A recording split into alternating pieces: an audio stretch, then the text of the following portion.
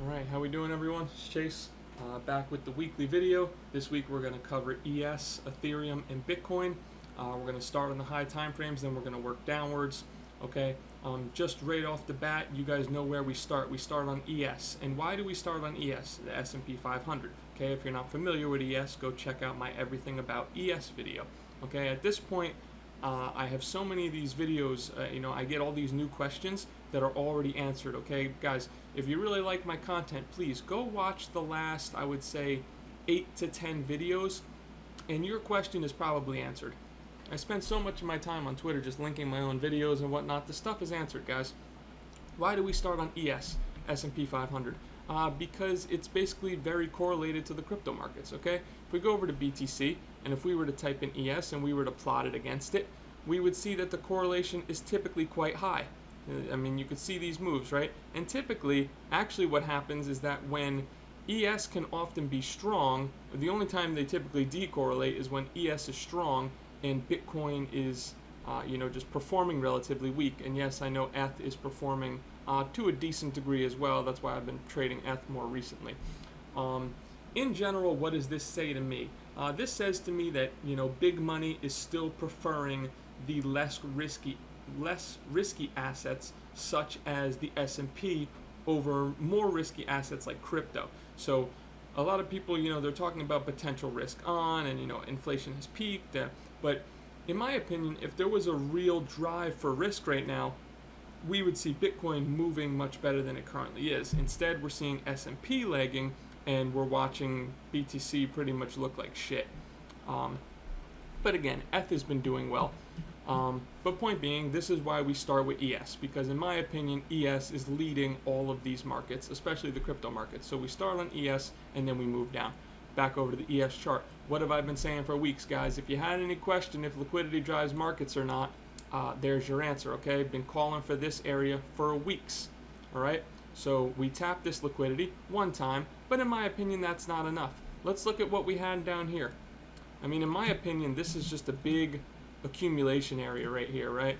You had from May until August, you were accumulating in this range down here, and then now you're lagging, okay? So where's our distribution? In my opinion, you need a little time to distribute, right? So a little something like that, and then perhaps we move down. But I just didn't, people were asking me the very first day, they said, oh, are you already getting your SPY puts? If you don't know what SPY puts are, you can go watch my options video. Yeah, again, there's a lot of questions that have been already answered in previous videos. So check out my last 8 to 10 videos. It's going to help you guys a lot. So why am I looking for SPY puts? And if we go over to SPY, you'll see that it's basically the same price action as ES. Okay, so don't be confused there. I think an options trade is probably going to be better for this because it's going to be hard to time the exact distribution. But if I get an option or a put play and I play 3 months out or 4 months out, even if the distribution takes 2 weeks or 3 weeks or something of that nature, I'll still catch the majority of the move because the option will play out, and I won't be worried about getting stopped on, especially on ES contracts. I mean, losses can add up quickly depending on how many contracts you're trading. So yeah, I'm still looking for SPY puts. I'll probably get my first order, first set of SPY puts or whatever you want to say, if we push above this high. I think somewhere in here is an area where I'm interested in starting to get my SPY puts. Why? Because the way I see it, we'll run this high and this will stop out people who panic short. Remember all the stuff that already happened in here, right? We pushed up into here. We had like the oil scare. It was like an end of day dump. Where was it? It was this. Where was the oil dump? This was the oil dump. It was small, but people during the intraday it seemed larger. So you just see this one huge impulse candle down. All right, so people were panic shorting in here, in my opinion, and we come back up. We flip it to resistance basically, and now what I'd like to see is to flip this area back into support, right? Get back up above here, and this isn't necessarily trade ideas, guys. I'm talking about my high time frame idea right now. I want to see this get swept, and in here is where I start grabbing those first SPY puts, okay? Probably Octobers and Novembers or something, and when I'm looking at a first target, which is probably the type of dates I'll be playing, I'll be looking towards probably in here-ish, somewhere between probably like around here, probably like 4,200, right below this low. We have resistance, we have an impulse through, and we probably have liquidity below here. If you just look at it like this, you break this down to a lower time frame, yeah, you got, maybe below this low, probably like 420s. I'll probably take something of that nature. All right, so that's basically the thought process for ES. Yeah, and we'll just clear this all back off. It's easier. So yeah, the thought process for ES is run this liquidity, pierce above a bit more, retracement. Eventually, I have to think that this is going to be some type of a short term, or more like a medium term actually top here. I think this was your accumulation. This is your markup. You'll get distribution in here, and then you break back down. If we did happen to move up more, my next eye is liquidity above here. But I still don't find that likely just yet.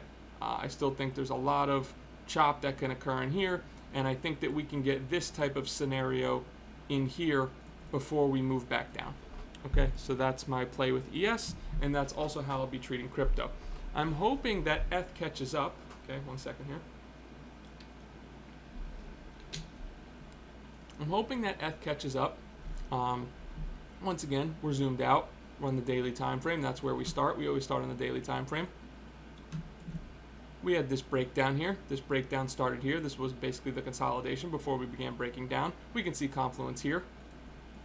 Resistance, resistance, resistance, impulse through. Okay, so now we're looking at this, and basically we're saying, well, we take probably the nearest level. We're saying that as long as 1790 area holds, right? We don't want to see this. If this breaks through here and flips this back to resistance, in my opinion, that's bearish. Okay, I still have bids in this blue box. I'm willing to see another sweep into 1790 area, buy that, and go for at least this high.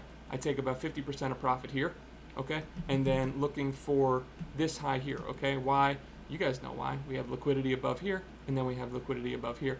Okay, when talking about ETH, when I started filling my position, we go back over to ETH chart. When I started filling my position, you could see that we started filling it at basically the exact bottom, right there. So that was the first fill. Still looking for more fills. What am I looking for? I'm looking for fills below this liquidity level, confluent with the daily level of 1790. Okay, so I think that's a perfect area right there. We're mostly ripping through this stream or video pretty quick today, and we're going to see where we end up. We'll probably talk a little psychology stuff at the end, but yeah, we got ES out the way, and now we're talking about ETH, and ETH seems, in my opinion, it seems pretty simple, right? I think I see a lot of people overcomplicating things, and this has just been bullish for a while now, right? You had your consolidation here, okay? And don't get me wrong, I still think ETH can go back down. I'm not saying a bottom is in, but you had consolidation, you have your markup, and then what do you have? You had daily resistance, impulse through, right? Okay, so follow me here. Daily resistance, impulse through, retest. Daily resistance, impulse through, retest. Pushes through, okay? Daily resistance, impulse through, retest. Okay? That's what I'm looking for. Boom. Simple as that. Okay? So if this is painting an uptrend, and yes, it did one time not retest it, right? And that's a sign of strength, in my opinion. So it gave the retest here, but it didn't give the retest on this daily resistance impulse. You didn't get a full retest. What you got was a quick sweep of this liquidity right here. Swept liquidity, kept going, okay? So it didn't do the full retrace. It didn't fulfill this. So a little sweep liquidity and keep going. So consolidation, leg up, retest, bullish. Bounces off hard, okay? Liquidity sweep, doesn't even full retrace, bullish, okay? Impulses through. You get a couple tests here, potentially getting a little bit weaker, but nonetheless, look at the strong impulse candle you get through, okay? Look at these impulse candles, that's strength. So until we don't have strength, I have to consider this as strong, right? We're not here to, I mean, sometimes we are here to predict, of course, but really what we're here to do is we're here to look at what the market is telling us and then find good risk reward off of it. And if it's been bullish and it's been painting this pattern over and over again, then I'm going to play the pattern again. and that's it. And if they're going to allow me to play the pattern with a 3 risk reward trade, then I'm fully open to it, and that's a trade that I'm going to take. Okay? There was some other, this was back where I wanted to talk about stuff. But we'll get back to that later. So anyway, that's the trade, and you guys know, and we've already gotten our first long fill. I still have another half of my bids waiting at this level right here, right around here. Might front run it a little bit. You know how it goes. Okay? And that is ETH for now. And I do think, if you want to talk about the bearish side of it, I do think that if we test this and we just lose it, I think that's bearish, obviously. I think that if we do this and we test it and we come up and we sweep this and we lose this, and this flips to resistance, that I most likely close the rest of my position and just take 1.3R or 1.4R rather than the 2.6R that the trade is. I forget exactly what it is. Typically when I post things to Twitter, I don't give my exact invalidations and stuff. I just don't want people to front run me or get any slippage, or I don't know, who's trading with what, and frankly, I don't want someone who's trading, a couple $100,000 in a trade or a couple $1 million or something to slip me. I don't know why you'd be following someone else's analysis if you have that money, but nonetheless.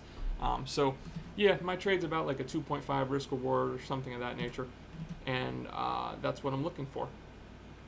Okay, and why? Because I think typically when you start to push into this and you start taking these liquidity levels, you typically just take all of them. That's what I've seen, and that's an experience-based thing, right? A lot of people are always saying, I get a lot of questions about a lot of different things. How do you know this? How do you think about this? How do you learn about this? I'm going to be honest with you guys. A lot of it is just sitting on the screen and doing this over and over again, doing it for the past 6 years. I've just learned, and you just, it's like I'm trying to think of something. Pretend you have a cow, right? And the cow is at his old farm, and at his old farm there's an electric fence, and every time the cow walks up to the end of the property line, he gets a little zap, and all right, I'm not going there anymore. Eventually the cow gets moved to a different farm, but this farm doesn't have an electric fence, but the cow sees that the grass changes height or something at the property line, whatever, and he looks at the grass and he's like, oh, well, that's where I used to get zapped. I'm not going over there. So that's sort of how it is. I don't know, maybe that's a terrible comparison, but my point is that I've been hit and hurt by things in the market so many times that you develop a sense of what is going to occur.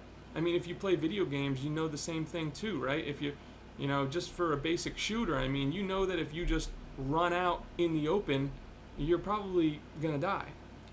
That's why you hold tight angles, or you fake peek and then you come back in and you make them shoot and then you come back out. You just learn through experience about all these things. So many of these questions about how I learn things, how I did all the, and guys, first off, I'm not, it's not like I have $10 million, right? I'm still learning just like you guys. I'm doing my best to teach while I'm also a student of the game. I think that anyone thinks that they're above the game is destined to lose. So I'm always trying to learn. I'm always studying, price action and seeing what the charts are giving me, and you should be doing the same. Never think that you're above the market. Always have your risk in check, and it's as simple as that. Okay, we covered ES, we covered Ethereum. Let's move over to Bitcoin. In my opinion, Bitcoin is doing a whole lot of jack diddly lately. What we are seeing is we're seeing just liquidity runs, just over and over and over again. It's just sweeping highs, and I mean, technically you could be just getting sweep highs and shorting, sweep the highs and short. I mean, you could just be placing, asks right above highs, right, and shorting. But I do think eventually that if you have people shorting and shorting and shorting, and they're expecting lows perhaps, that maybe you finally do get that last squeeze, and that last squeeze would be confluent. If we took a fib here, we would say, okay, why do I fib it this way? Look, top of the daily here, we could see impulse up, we could see a green candle before the big down move. Okay, this is basically our origin of the down move. We take the low of the fib here, And then I would say that, if Bitcoin can find a way to show some strength, right? If it can find a way, then, maybe we squeeze to here, and then that would be my, medium to local top around here, okay? And I also think that's confluent with, this sort of impulse move down here. You have your previous support and also previous support over here before retest and breakdown. Okay, so I think there's a lot of confluence right around the 26,500 level, and I'd be looking for shorts around there. Okay, got the ETH long, I'd be looking for shorts around here as well after seeing what happens into here. Possible that we come into here, break back down, that would be short area. Big resistance level here. Anywhere into here is probably going to be a short, but we'll talk about that in the future. We're not there just yet. Okay, and I think that about does it for this type of price action analysis and whatnot. We're going to talk some trading psychology and whatnot, but before we get into that, and we'll see what else is on the menu. Before we get into that, big shout out to Prime XBT as usual for sponsoring these videos. I need you guys to do me a favor. If you want these educational videos to keep coming, I need you to sign up with my links at the bottom. Use the promo code before you deposit, and make a deposit. Throw a couple hundred, throw a couple thousand on. Really, that's it, guys. If these videos are done because they pay me to do so, it's really as simple as that. So if you guys want the videos to keep coming, hey, throw a deposit on, take a couple trades, pull it off in a couple weeks. I don't know, do whatever you want to do. But point being, a lot of you guys tell me you love these videos, and they're free to you. All you got to do is do a sign up and a deposit, and they'll keep coming. And yeah, that's it. Okay, so moving on to just some thought process and some psychology. I said, I find it hard to believe that one daily session is enough for short accumulation. Send it back up. This provides confluence for my ETH trade, the ETH long that we had. Stop out the early shorts from the first test, okay? This is the first test because people are targeting this. They think it's resistance, right? Retailers, dumb money, whatever you want to say. I know I'm retail too, but point being, I like to consider myself some type of semi-smart money. But a retail player, let's just say that, they see this and they think, oh, look, 3 rejections. This is obvious resistance. Okay, so you have your first testers, right? And if we send it back up, right, who's going to get stopped out? Well, your first testers are going to get stopped out, the people who shorted immediately. Your panic shorts from the oil. We talked about that when oil had that big down day and markets followed. Okay, and then you had your Fed minute shorters. People were panicked about Fed minutes. So we want to push that up. We want to take all their liquidity, right? Let's get them all stopped out. Boom. This is where we start to enter our SPY puts and, maybe even get some more chop. You never know. But point being, that's what I'm looking for, something in that area. And I think that's where you start to see your down move from. Okay. Market is at a point where many people I respect disagree with either myself or each other, and believe it or not, that's perfectly okay. There's arguments for both sides here. I lead towards a bit more up and then down, but if I'm wrong, my risk is managed, and yours should be too. I think this is self-explanatory, right, guys? I mean, there's a lot of people who are saying the bottom's in. There's a lot of people who think that new lows are coming. There's a lot of people who just can't get past the idea that someone can take a trade for a few days or a couple hours and then be done with it. A lot of, macho and banging the chest about all this ridiculous stuff. Let me take a sip. Point being is don't make it a competition about you versus someone else, or your thoughts versus someone else's thoughts, or who's better or who's making more money. Let's just look at the charts and let's play from day to day, and let's trade on either a lower time frame basis or a higher time frame basis, and let's make sure that we are respecting the time frame, right? High time frame targets typically provide high time frame entries, right? You saw a lot of people probably FOMOing ETH up here. Why did I not FOMO? Because I said, well, this is a high time frame target. A high time frame entry is going to be provided. That's why I was looking towards a daily level for my entry for a daily target. Okay? If you're on a lower time frame and you're entering on the 5 minute, it all depends on the context of the situation, right? But just for a beginner trader, if you're taking a trade from a 5 minute support level, you pretty much want to be closing at a 5 minute resistance or a 5 minute liquidity level. Okay? You don't want to be taking a trade on the 5 minute here on ETH and saying, oh yeah, look, this was resistance. Okay, it's coming down, it's support now, we're going to next target. Not really, okay? We want to respect the time frames. And not only that, but we want to respect the time frames, and we want to respect each other's ideas. I personally don't look at many other people's ideas. Like I said, there's people I respect on the platform, for sure. There's people I have a lot of respect for on the platform, and people that I know are solid traders. But looking at their ideas is typically only going to hurt my own thought process and my own bias, and it's just I'm at a point where I'm past that, and I think a lot of my peers who are at the same sort of level as me would say the same. They probably don't look at my analysis and say, oh yeah, I'm switching up what I'm doing because of what Chase is doing. I don't think they do that, and I don't do that either. And I learned that through experience. If you look at my next tweet, getting stopped out rarely bothers me. I typically learn from it and gain experience and intuition. Deviating from my plan because of emotion or another person's analysis, now that haunts me. I've experienced the latter enough times over the years to know that the former is the way, aka getting stopped out is the way, rather than conforming to someone else's idea. And again, this is self-explanatory, right? If I have a high time frame plan and the chart is showing me a clean invalidation with 3 risk reward, and everyone else is shorting around me, and I'm the only person who's long, do I, conform to them and say, oh well, this guy says it and I respect him, and this guy says and I respect him?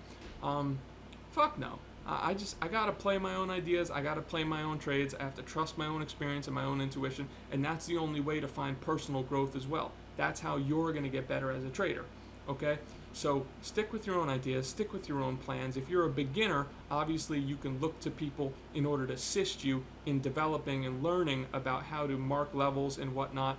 As I always say, shout out to like SZ and XO, Maine. These guys are good people to look towards for marking levels and whatnot, and typically very accurate. Okay. Thank you all for tuning in. Please, if you can, like and retweet the tweet, like and subscribe to the YouTube channel. You guys know all that stuff, I appreciate you guys. All right, and that's it. I'll catch you guys next week. Peace out.